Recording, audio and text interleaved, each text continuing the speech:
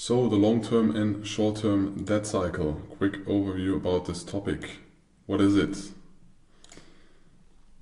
It's a repetitive pattern of borrowing and spending and repayment that has a big impact on economic growth in a region, in a single economy, or the asset prices in that economy. Why?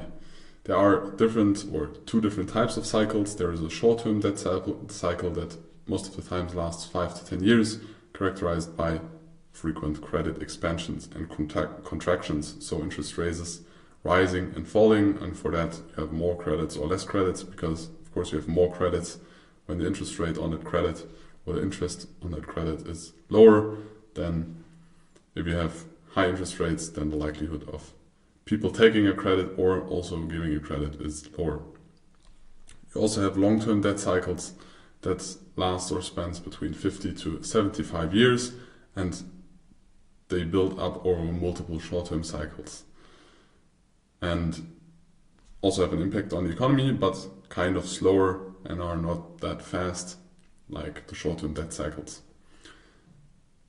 The key difference is that the short-term debt cycles most of the times are managed by politics or central banks, or the politics of central banks, the monetary decisions of central banks, and the long-term cycles often require a deeper economic intervention. So when you have real big structural problems in a country, it is not as easy as just raising or reducing the interest rates and having an impact on the economic growth. If you have very structural problems in an economy because of the society, maybe because of war that has been there, or just the sector where your economy relied on, but the sector was now removed, or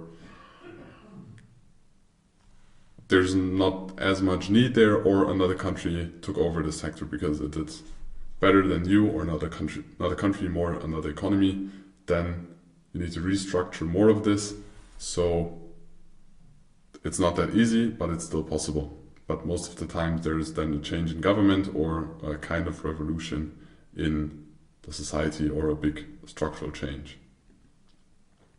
So the short-term debt cycle, as I said, typically 5 to 10 years, and there are different cycles or phases. So you have an expansion where low interest rates leads to increased borrowing. As I already said, when the interest rates are low, banks are more likely to create credits, and consumers or companies or businessmen are more likely to take loans and take credits because the risk or the cost of taking credit is way lower.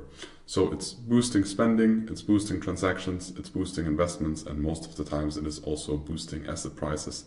Doesn't matter which assets, most of the assets in this case are rising, except government bonds or bonds in general.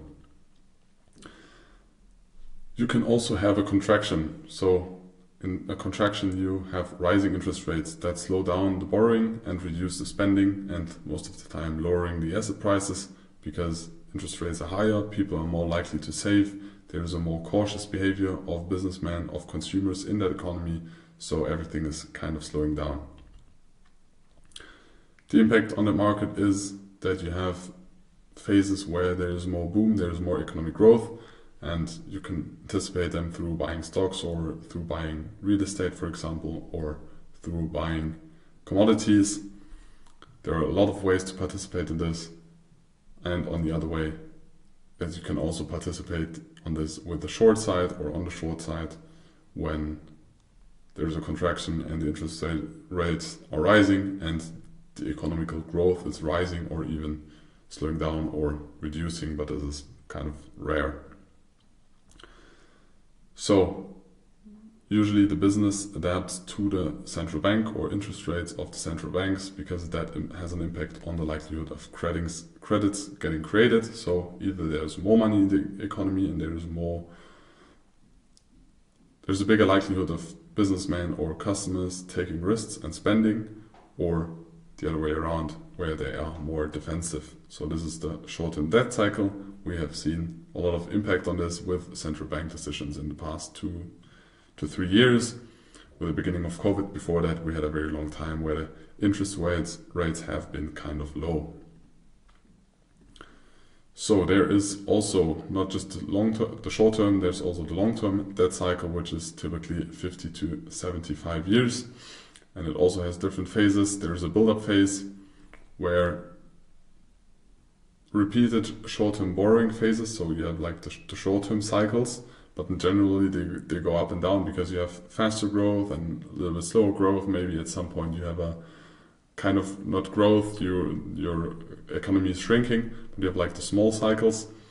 But in generally or in average they are going up, and this kind of builds the big cycle. So multiple of the small cycles have an impact or create the big cycles.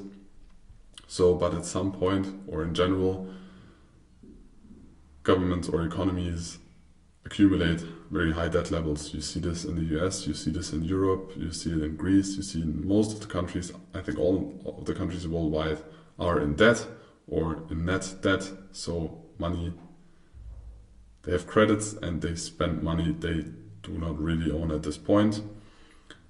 So at some point, the flexibility of rising interest rates very high is not there anymore, because then the interest payments of the people that have very high debt, or governments that have high debt, or companies that have high debt, the impact is very big. So you see it, for example, in the housing market, where there are a lot of credits. When the interest rates rise, a lot of the companies in the housing markets have or get into trouble, and housing prices kind of decline because the investments go back. A lot of credits cannot be paid anymore, and so there are more houses sold. But to summarize it, there's a small credit cycle that impacts the big debt cycle. Then you also have deleveraging. So when you have a lot of debt, this slows down the economy, and at some point you cannot, or it is nearly impossible to lower the interest rates to a negative state.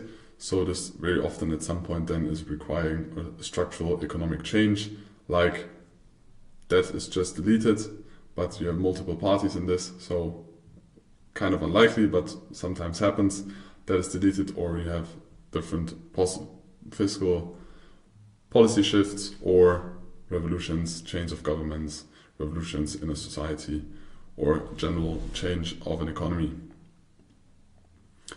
And as an example, the long-term cycles shape macroeconomic trends, affecting everything from asset classes, like they really affect all the asset classes. There is no asset class that is not affected by this, and traders must consider this for their strategic planning. An example in 2008. So in 2008, the long-term debt cycle ended because there was a very extensive debt that led to the financial crisis, or too much debt that was created, and people that got credits that were not valid for those credits, or that not fulfill very good criteria to get a credit.